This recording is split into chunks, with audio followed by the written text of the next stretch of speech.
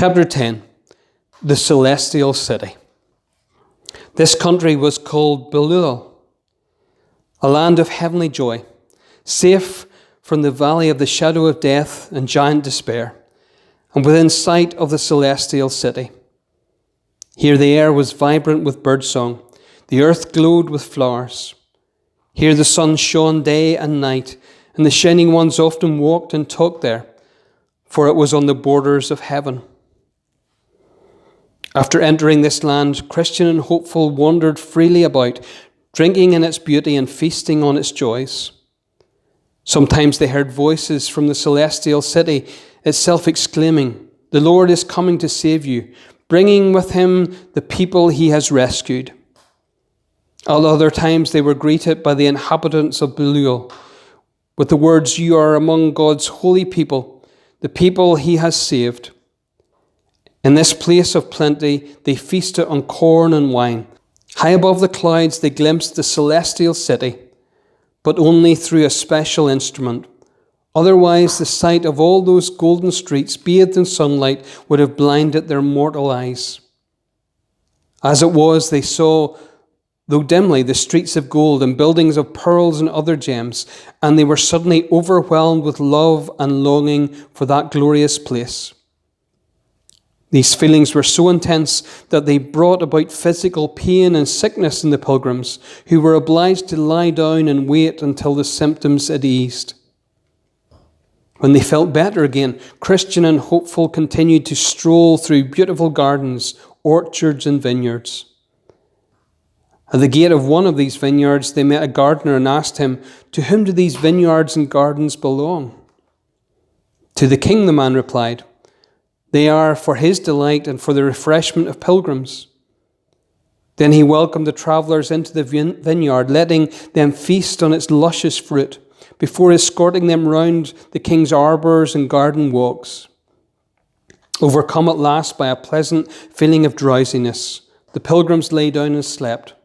But even during their sleep, they were able to converse freely and easily. This surprised him until the gardener explained that the grapes always had this effect on people. When they were fully awake, Christian and hopeful got up, began to walk towards the golden city, taking care not to look directly at it. On the way, they met two shining ones, who asked them about themselves and their journey. Satisfied with the pilgrims' replies, the gleaming pair told them, "There are now only two more obstacles between you and the city." The first was a deep river which flowed between the lands of Donegal and the celestial city. Christian and hopeful could see no bridge across it. Seeing their surprise, the shining one said, "You must go through the water in order to reach the gate." "Isn't there any other way to the gate?" the pilgrims asked. "Yes," they replied, "but only Enoch and Elijah were permitted to use it." Hopeful was beginning to feel dejected, and Christian even more so. When they asked about the depth of the water, their guides answered, "You will find it deeper or shallower according to your faith in the King of the place." At last, Christian and hopeful stepped hesitantly into the water. Immediately the older pilgrim felt himself sinking and shouted to his companion, who replied, "Be brave, for I can feel the bottom and it's firm." But dark horror enveloped Christian, and he could neither see clearly what lay ahead nor recall any good moments from the past. Fear and guilt overwhelmed him. He was terrified by the thought of death and of being rejected at the celestial gate. All the sins he had ever committed seemed to rise up and condemn him. Hallucinations in the shape of hobgoblins and evil spirits added to his confusion and despair. All this time, Hopeful had been trying to comfort him as well as to keep his head above water. Now he said, "Brother, I see the gate and men standing there to welcome us." It's you they're waiting for," cried Christian in despair. "Surely, if they had been waiting for me, my prince would now be coming to help me. Instead, because of my sins, he brought me into this snare where he will abandon me."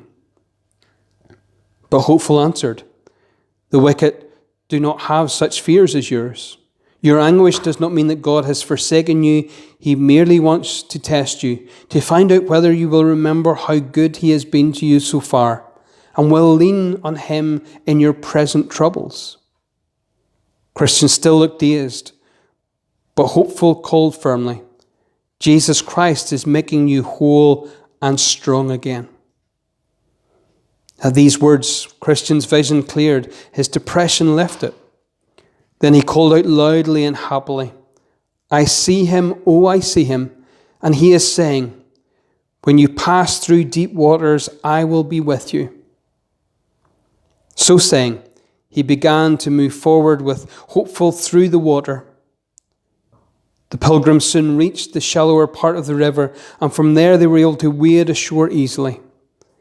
As they gained the bank, they became aware of the fact that they had shed their mortal clothes. The same two shining ones whom they had met before greeted them, then helping them up the steep hill, through the clouds, towards the celestial city. As they ascended, the heavenly guides described their destination. It is the paradise of God. Within it stands Mount Zion, the heavenly Jerusalem. Its glory is indescribable. In it are countless angels. Abraham, Isaac, and the prophets are there with all of the spirits of good men made perfect. There you will meet with former friends. There you will eat the everlasting fruit from the tree of life.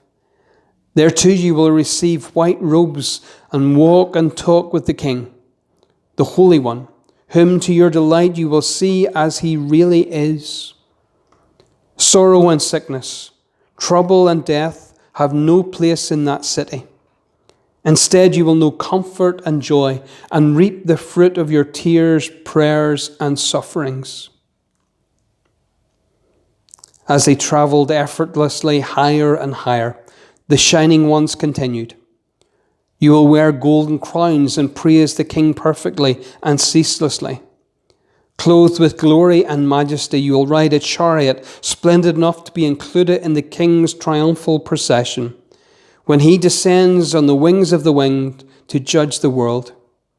He will sit on his throne, and you will sit beside him and help him pass sentence on all evildoers.